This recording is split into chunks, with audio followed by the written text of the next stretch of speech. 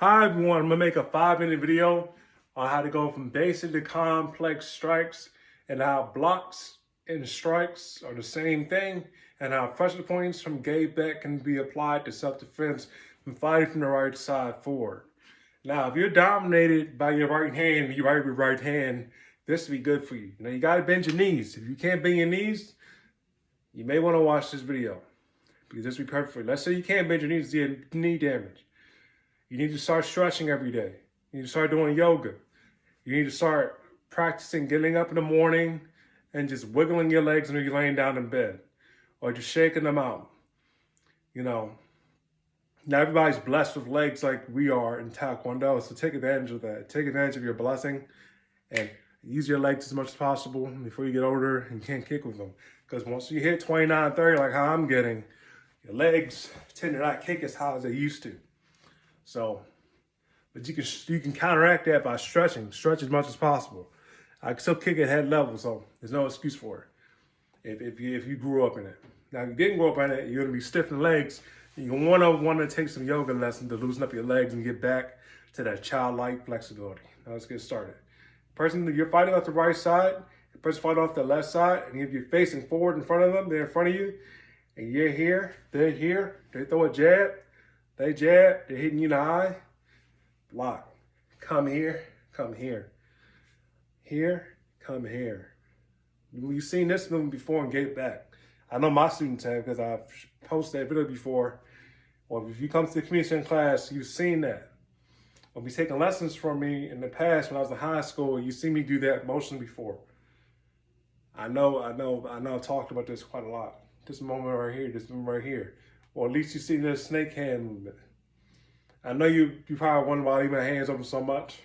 Think I'm worried about getting grabbed. No, I'm not, because I can grab you before you grab me. Think about it.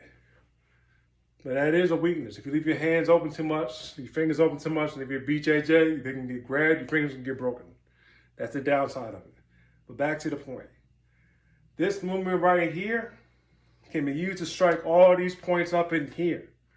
So going bop, bop, bop, bop, bop, bop, bop, bop, bop, bop. Right there, just one series of movements and back to the top of the back of the head. And then striking here on the temple. But don't go overkill. Just keep it simple. You throw a jab to distract them.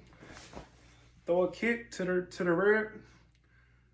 But if you're here, and you drop your hand slightly to lead them in, this hand right here is telegraphing, letting them know that you're leading them in. So they're probably not going to throw the jab. They're going to come for the leg unless they are a boxer, and they're coming for your shoulder. They're going to throw a light jab to your shoulder to get you to expose your jaw. Because they throw it at your shoulder, you're going to drop. You're going to either raise your shoulder to protect it as a flinch, to protect your jaw, and natural motion, drop your jaw and look downward, or look at them in the eye. You're going to raise your hand up higher. And that leaves this rib and this rib and this diaphragm up here exposed. And then this exposed and this exposed. So you want to raise this higher, you can do that. But it's not a boxing match, it's self-defense. So what do you do then? Here, you're lowering it, you pull this back, you can leave to expose for a second, they throw a jab. Step off the line, kick, back hand to the back of the head. So basically, what you're doing is you fight off the right side. You can jab to distract them. They got the left side forward. Jab, kick low. Let them know that you don't just use your hands, you're a kicker. And you say, no feet, bro. No, don't fall for that. Because you're a Taekwondo and you do use your feet. They start to come forward, leave your hand down, and you're going to engage them with your hand. Drop this, and they're about to get the win. They throw the jab, take a step back. Here, kick, step off the line. When they start to sway this way, kick them again into their bottom part of the stomach right here. And then when they start to lean forward, after you throw another kick, backhand. Right here in the back of the head. Backhand, grab the ear, Hadoken.